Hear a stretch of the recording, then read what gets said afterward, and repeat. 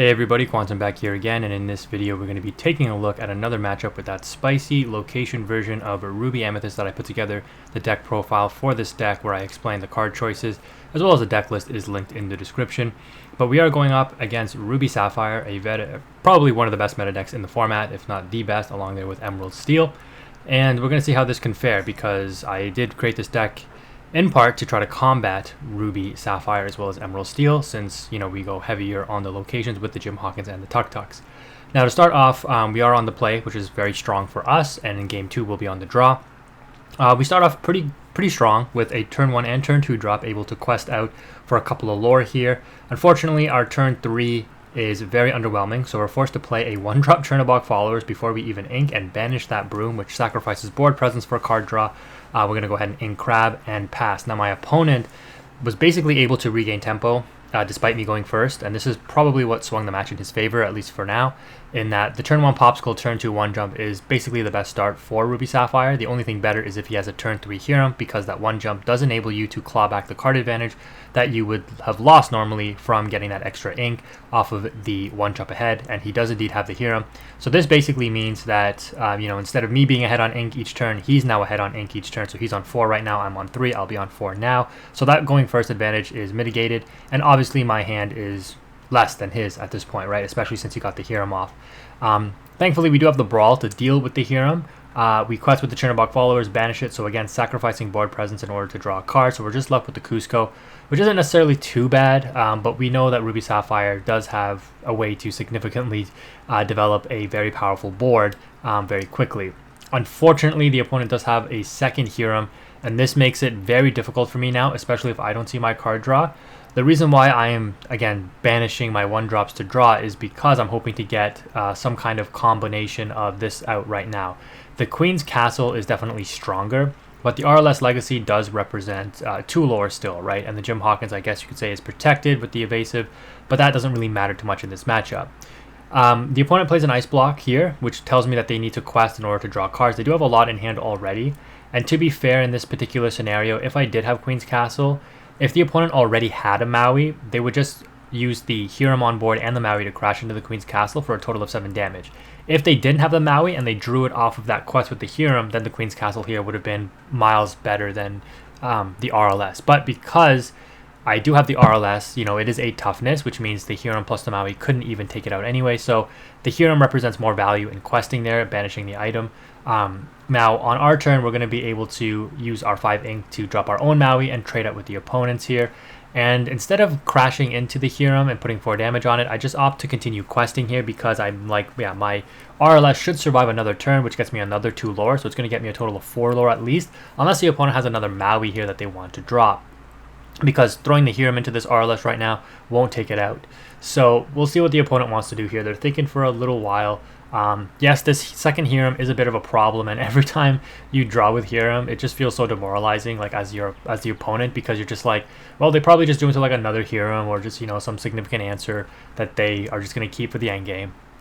But the opponent opts to play a little bit of a slower game here, dropping a Gramatala and scrying for 2, indicating to me that their hand is probably pretty expensive, and they need to see I guess some ways to stabilize the board state, because I'm getting too far ahead in the lore count. By the way, guys, I do have an old phone that I'm going to recommission as a lore counter, so that will help improve future matches for you to see the lore easier, because I know on a small screen you can't really see these lore counters too well.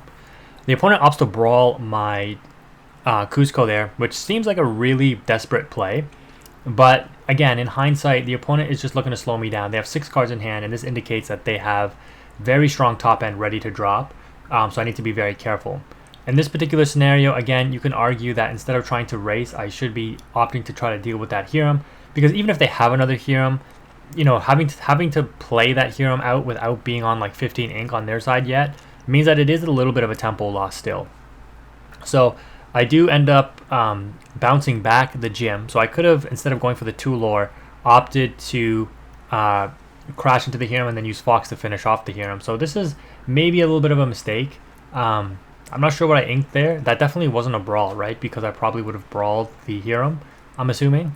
But we're going to go ahead and Fox crash into Hiram, put 4 damage on it, and it looks like I'm in a rough spot. But this RLS, did get me a couple of lore, but it's definitely getting outed this turn. And my Fox is obviously susceptible to that Grammatala as well. So yeah, it's not a great position for me. Looking back, not really sure what I could have done better. I need, that hand cam, which I'm hopefully going to get soon, in order to show you guys what I was working with, right, in terms of my hand. So as expected, the opponent clears off my board. They're going to go ahead now and start dropping some big threats. The Tamatoa comes down and grabs back. I didn't even see what they pulled there. I'm assuming it was a popsicle though. They probably just told me, and I was like, yep. So in this scenario, this is where the traditional Ruby Amethyst list with like the B King Undisputeds could come in more handy here. So we end up brawling the Hiram there. So again, was it worth challenging the Hiram with the Fox because it just got outed by the Grammatala? Probably not, unless I drew into that brawl.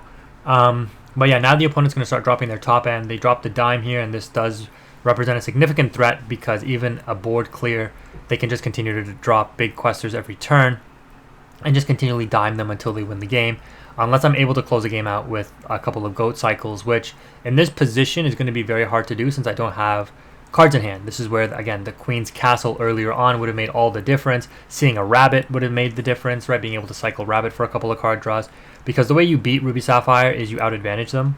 Unlike with Ruby Sapphire, right? In like, let's say, another Sapphire mirror, it's whoever inks more usually wins that matchup. In the, I guess you can call it the Ruby mirror, it's really about who can out-advantage the other opponent, right? Even in the Ruby Sapphire mirror, because you just need constant answers to the big characters on board, right? Whereas in the Sapphire mirror match, it's like whoever has more resources can play more interactions in a turn, and the advantage naturally comes from that, right? With like the Tamatoas coming down, getting the items back, which enable card draw, etc. So yeah, we just play a Pinocchio, play a Fox. You can kind of see how weak our hand is here, and we know, and the opponent knows we have Jim Hawkins in hand. So just they know everything that we have, right? I think I only have two in hand, the Pinocchio and the Jim Hawkins at this point. So it looks pretty desperate. Unfortunately, again, if you don't see any of your card draw, right? I mean, I know I saw the 1-drops, but they're just not strong enough to actually cycle the draw, right? Like Queen's Castle will likely draw you multiple cards, Rabbit will draw you multiple cards. The 1-drops are nice for that like initial draw 1, but they don't really offer you too much else. Kind of like a develop your brain, right? So at this point, while I was really ahead in the lore count, I just, seeing how many cards the opponent has in their hand. I have 3 cards in hand here. So we know one is a Pinocchio, one is a Jim, and I think I show my hand at the end. Yeah, I just show them there. A Tuk Tuk. So again, without the location, the Tuk Tuk isn't really doing anything. So again, if this was a King Undisputed, it might have actually made a difference here. But I don't have anything because I needed to be prepared. So once again, not playing 4 be prepared here hurts me. There you can see another be prepared, another Queen's Castle. Just seeing any of those answers, which again, you need card draw to see, would have been very helpful. So again, like I said in the deck profile, playing the friends on the other side could be an option if you are hurting for more consistent ways to draw. In the second matchup, though, we're going second, and now it feels really bad when you lose game 1 going first, because now you're definitely behind it. The opponent starts off with a Popsicle. We start off with a Chernobog Follower, so we each have our 1-drops established here. They're going to ink a Tamatoa, so it's nice to see that go into the Inkwell. And they pass turn with no 1-jump ahead, so that's really strong for us. They weren't able to get one on the mulligan there. We're going to go ahead and ink a Goat, quest with the Chernobog, banish it to draw a card. So again, not the best. I would probably opt, usually you don't want to do that, especially when your Chernobog is not threatened. You just want to keep it on board and continue to quest. The opponent is going to Fishbone though, so they just go ahead and ramp up. They got 4 cards left in hand.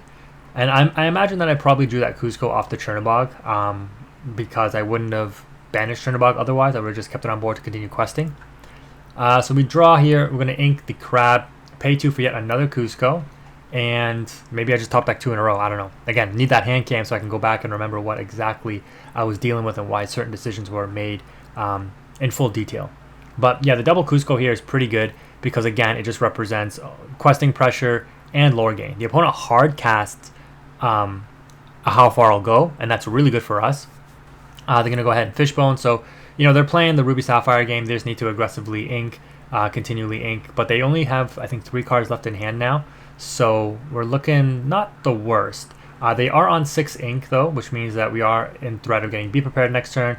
So they can definitely do that to slow us down. And because of that, I'm going to drop a Rabbit. Yes, this Rabbit, we want to protect it if possible. But if they do drop a Be Prepared here, it does represent a draw 3.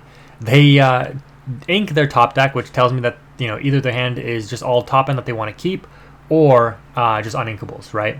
They do indeed drop the Be Prepared, and we draw 3 off of this here, so that's really strong for us. We are on 4 ink. We're going to be on 5 next turn here, and we're looking pretty good because we do have that card draw going, and we are now in this situation where we have out-advantaged our opponent here.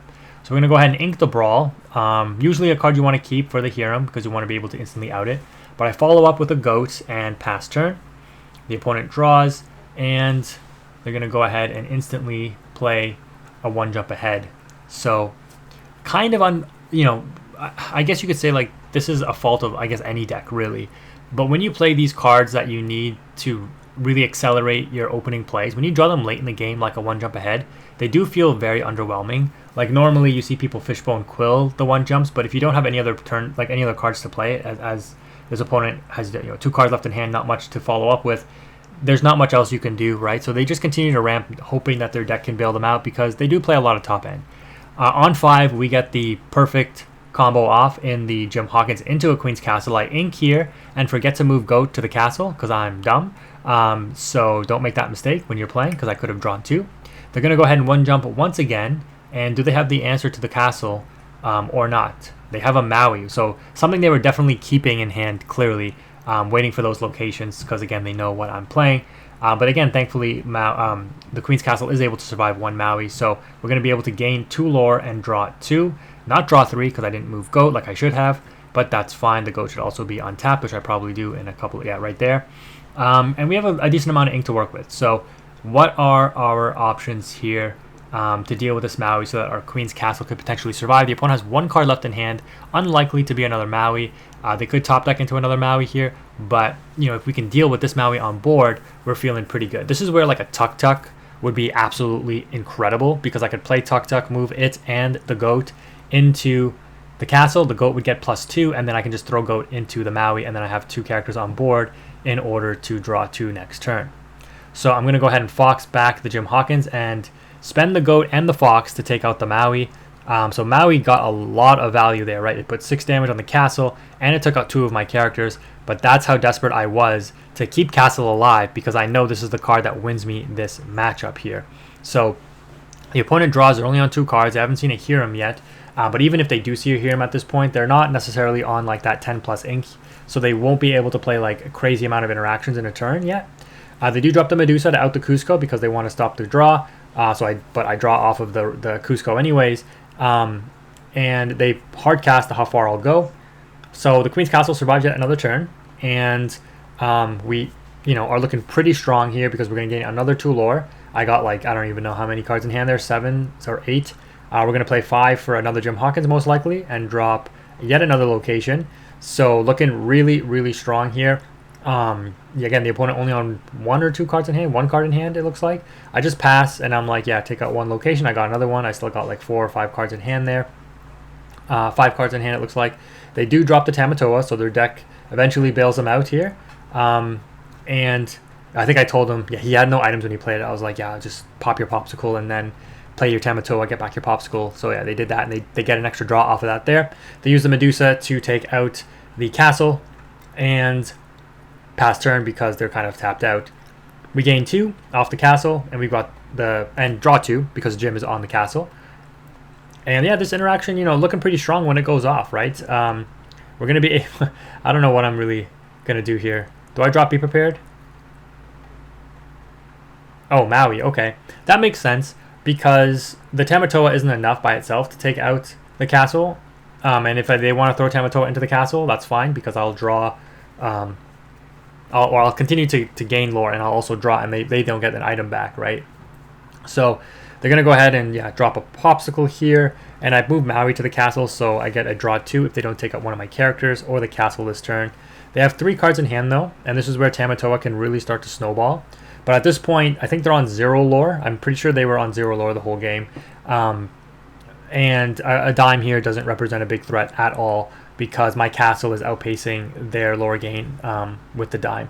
So they go ahead and they throw Tamatoa into the Jim Hawkins here, which is going to take 4 damage on the Tamatoa.